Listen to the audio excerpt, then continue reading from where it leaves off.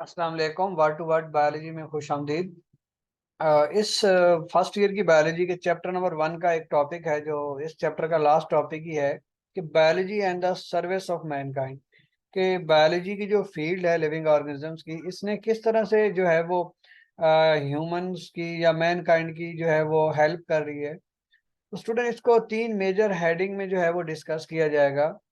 एक जो है वो बायोलॉजी का मोस्ट इम्पोर्टेंट रोल है जो फूड प्रोडक्शन के हवाले से, कि फूड प्रोडक्शन जो है बायोलॉजी ने किस तरह से जो है वो इंक्रीज की है।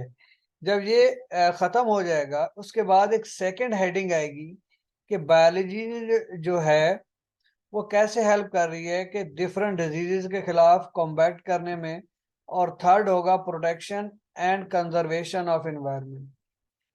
अब अगर जनरल इंट्रोडक्शन दिया जाए कि बायोलॉजी ने डिफरेंट टेक्निक्स डेवलप की हैं जिसकी वजह से फूड प्रोडक्शन जो है वो बढ़ गई है, उसकी न्यूट्रिशियस वैल्यू बढ़ गई है, उसकी प्रोटेक्शन बढ़ गई है, या उसकी जो है हम प्रिजर्वेशन इतनी कर चुके हैं कि हम इजीली जो है वो ह्यूमन मैन काइंड जो है वो उसकी जरूरियात जो है हम पूरा कर रहे हैं।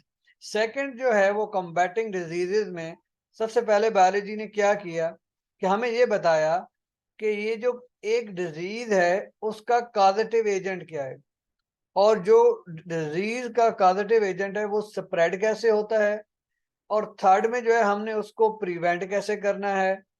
और उसके साथ साथ अगर किसी को कोई बीमारी हो गई है, डिजीज हो गई है, तो उसके लिए हम कौन से तरीके इस्तेमाल करें, आपके वैक्सीनेशन करें या उसके लिए हम एंटीबायोटिक्स इस्तेमाल करें, रेडियोथेरापी करें, कीमोथेरापी करें, जीन थेरापी करें, या कोई और तरीका करें।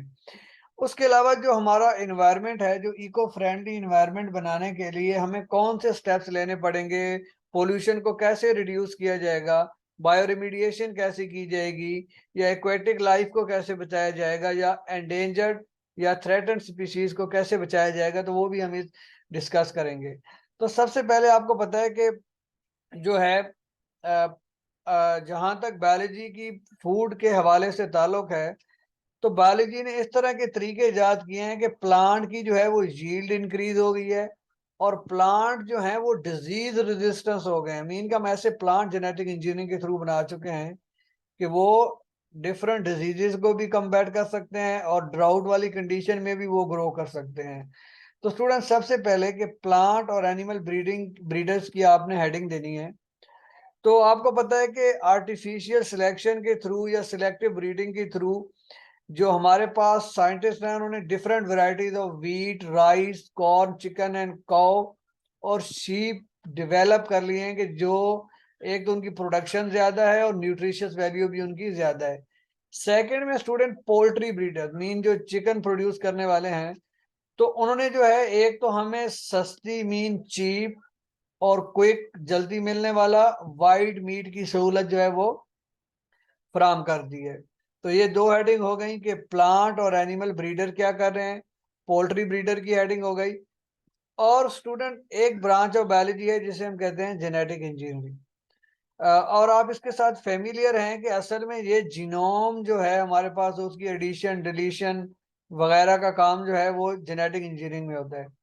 और इससे ट्रांसजेनिक प्लांट और एनिमल बनते हैं। तो ट्रांसजेनिक प्लांट का लफ्ज जहां पे भी आ जाए कि ऐसे प्लांट जिनमें कोई जो है वो फॉरेन जीन जो है वो डाल दी गई है, वो किसी भी पर्पस के लिए हो सकती है, वो डिजीज रेजिस्टेंस के लिए भी हो सकती है, वो ड्रग रेजिस्टेंस के लिए भी हो सकती है, या वो कोई और प्रोडक्ट के लिए भी हो सकती है। और स्टूडेंट, जो ट्रांसजेनिक प्लांट बन जाए हम उनको क्लोनिंग के थ्रू आइडेंटिकल कॉपीज उनकी बना सकते हैं, और टिश्यू कल्चर टेक्निक हम इस्तेमाल करके इनकी प्रोपेगेशन या इनकी तादाद को बढ़ा सकते हैं। तो स्टूडेंट, ये कैसे होगा? आपको अगर याद हो कि हम टिश्यू कल्चर में एक प्लांट सेल लेते हैं, फिर उस प्लांट सेल से प्लांट कैलस बनता है, फिर हम उसमें न्यूट्रिएंट और हार्मोन वगैरह डाल के उस प्लांट से एक नया प्लांट बनाते हैं जिसको हम माइक्रो प्रोपेगेशन का मेथड भी कहते हैं। फिर उसके अलावा बायोलॉजिस्ट ने जो है डिफरेंट किस्म की ऐसे केमिकल्स जो है वो इजाद कर ली हैं या डेवलप कर ली हैं कि जिनको हम फसलों पे लगाने से फसलों की एक तो यील्ड बढ़ेगी, दूसरा जो है हम उनके जो डिफरेंट पेस्ट हैं या डिफरेंट ऐसे जानदार हैं जो उनको नुकसान पहुंचाते हैं उनसे अवॉइड कर सकते हैं। तो स्टूडेंट, इसमें आपको याद होना चाहिए फंगी साइड जो है वो फंगस को किल करने के लिए, इंसेक्टिसाइड हार्मफुल इंसेक्ट को किल करने के लिए। इसी तरह कुछ और चीजें भी हो सकती हैं, जैसा कि हर्बिसाइड, डिफरेंट हर्ब्स को किल करने के लिए इस्तेमाल होती हैं। और स्टूडेंट उसके साथ जो है हमारे पास एक और चीज है कि इनका नुकसान है। जितने भी ये आपको पता है कि फंगीसाइड, इंसेक्टिसाइड या पेस्टिसाइड हैं, ये केमिकल हैं, तो ये इन्वायरमेंट जो है वो फ्रेंडली नहीं है। एक तो ये पोल्यूशन काज करेंगे, सॉइल को नुकसान पहुंचाएंगे। दूसरा, ये डिफरेंट वेजिटेबल या क्रॉप्स के थ्रू फूड चेन में एंटर होके हमारी बॉडी तक पहुंच जाएंगे, जो हमारी बॉडी को भी नुकसान पहुंचाएंगे। तो स्टूडेंट, बायोलॉजिस्ट ने एक और तरीका इस्तेमाल कर रहे हैं, बायोलॉजिकल कंट्रोल, कि एस कंट्रोल करें हम पेस्ट को या किसी भी इंसेक्ट वगैरह को लिविंग ऑर्गेनिज्म के थ्रू, कि कोई लिविंग ऑर्गेनिज्म यूज करके दूसरा जो हार्मफुल फसल के लिए लिविंग ऑर्गेनिज्म है उसको हम डिस्ट्रॉय करें। तो स्टूडेंट, एक जो है एफिड जो है, जो वेलनट ट्री, मीन अखरोट के दरख्त पे अटैक करती है, उसको एक दूसरा इंसेक्ट जिसका नाम वेस्प है, उसके जरिए जो है वो कंट्रोल किया जाता है। अब ये वर्क कैसे करते हैं स्टूडेंट? या तो ये पेस्ट को कंप्लीटली डिस्ट्रॉय कर देंगे, या उसको क्या करेंगे, उसके साथ कंपीट करेंगे और उसको जो है वो फूड चेन से एलिमिनेट कर देंगे। स्टूडेंट, उसके अलावा बायोपेस्टिसाइड, मीन के कुछ बैक्टीरिया को हम जो है दूसरे ऑर्गेनिज्म के अगेंस्ट इस्तेमाल कर सकते हैं एज अ बायोपेस्टिसाइड।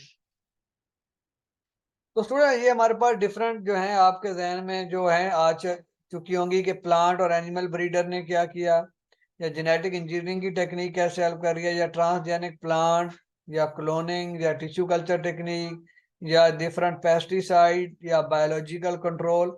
और स्टूडेंट, उसके साथ साथ एक फिनोमेना है इंटीग्रेटेड डिजीज मैनेजमेंट।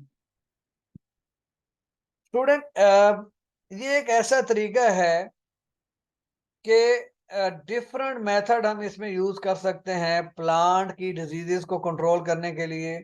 और इसमें स्टूडेंट हम कम्युनिटी की पार्टिसिपेशन भी कर सकते हैं, कि लोगों को महकमा ज़राअत वाले बताएं कि प्लांट डिजीजेस के खिलाफ कैसे लड़ना है, या क्या तरीका इस्तेमाल करना चाहिए कि अपनी फसल को बचाया जाए। इसको कहते हैं इंटीग्रेटेड डिजीज मैनेजमेंट। डन।